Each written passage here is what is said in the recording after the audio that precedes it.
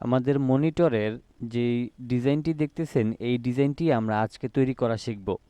তো এই ডিজাইনটি মূলত গ্রেডিয়েন্ট টুলের সাহায্যে আমরা তৈরি করেছি এবং এখানে সুন্দর করে কালার সেটআপের কারণে আমাদের ডিজাইনটা এতটা সুন্দর লাগতেছে।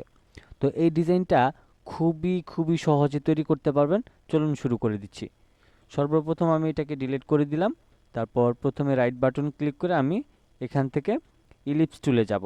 এরপর আমি ফিল কালারে ব্ল্যাক নিয়ে এটাকে স্টকে ঘুরাই দিলাম। তারপর অল্টার এবং শিফটটাকে ধরে প্রয়োজন অনুযায়ী আমি একটা গোল সার্কেল নিলাম। এবার এই সার্কেলটাকে হচ্ছে একটা কপি করতে হবে। এটার জন্য এডিট থেকে copy, edit, paste in font. তারপর যে কোনো একটা কর্নারে ধরে অল্টার এবং শিফটটাকে ধরে মাউসের লেফট বাটনটা ক্লিক করে মাঝখানে ঠিক এইরকম একটা শেপ নিয়ে নেবেন।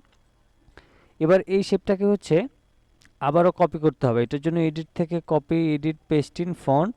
তারপর এখান থেকে কিবোর্ড থেকে শিফটটাকে ধরে মাউসের লেফট বাটনটা ক্লিক করে সুন্দর করে এটাকে বসাই নেবেন। অবশ্যই এখানে যে সিগন্যালটা আমাকে দিচ্ছে দেখেন, চিকন একটা গ্রিন কালারের সিগন্যাল দিচ্ছে। এই সিগন্যাল পর্যন্ত অবশ্যই আসতে হবে। যদি এটা সঠিকভাবে না মিলে তাহলে কিন্তু আপনার শেপটা হবে না। এবার আবারও এই ছোট শেপটাকে সিলেক্ট করে এডিট থেকে copy, edit, paste in font. এবার এখান থেকে আবারও শিফটটাকে ধরে আবারও এইভাবে করে বসাই নিলাম। অবশ্যই আমাদের এই অ্যাঙ্কর পয়েন্টে বসতে হবে। এবার এই দুইটা শেপকে এইভাবে করে সিলেক্ট করে কিবোর্ড থেকে কন্ট্রোল সি, কন্ট্রোল এফ দিয়ে কপি করে এই কর্নারে ধরে শিফটটাকে ধরে এটাকে -90 ডিগ্রি অ্যাঙ্গেলে ঘুরায় নিলাম। এবার আমরা সম্পূর্ণ শেপটাকে সিলেক্ট করার পর আমরা যাব শেপ বিল্ডার টুলে এবং এখান থেকে আমি রেড কালারটা নিয়ে নিলাম। রেড কালার নিয়ে নেওয়ার পর প্রথমে আমি ধরেন এখানে ক্লিক করছি, তারপর এখানে, তারপর এখানে। এবার একটু জুম করে সুন্দর করে এই ছোট অংশটাকে মিলাই দিতে হবে।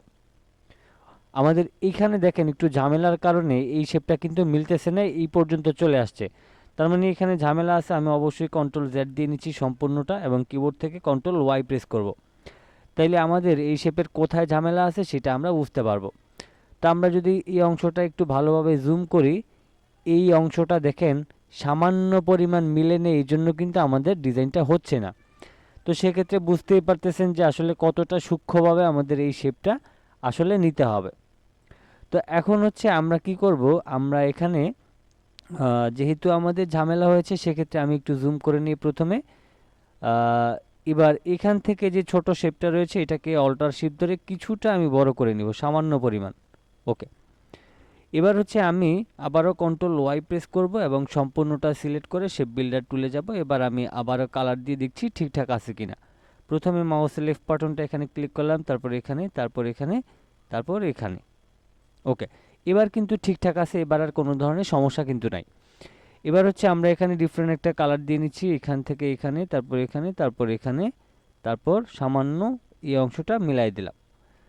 এখান থেকে এইভাবে করে আপনি প্রত্যেকটা শেপ ভালোভাবে করে নিয়ে নেবেন। এবার আমি লাস্টের যে শেপটা রয়েছে সেটাকে আমি নিয়ে নিচ্ছি। ফাইনালি আমাদের শেপটা হয়ে গেল। এবার সম্পূর্ণ শেপটাকে সিলেক্ট করে আমরা এখান থেকে স্টকের যে কালারটা রয়েছে সেটাকে আমরা অফ করে দিব। অফ করার পর এবার এই কালারটাকে উপরে তুলে দিয়ে আমরা নর্মালি যে গ্রেডিয়েন্টটা থাকে সেটাতে আমরা ক্লিক করলাম। আপনাদের বেলায় এরকমই থাকবে। এবার মাঝখানের যে কালারটা আছে এটাকে আমি একাধিকবার ডিলিট প্রেস করলে এই অংশটা ফাঁকা হয়ে যাবে। আমরা এখান থেকে এটাকে ডিলিট করে দিলাম।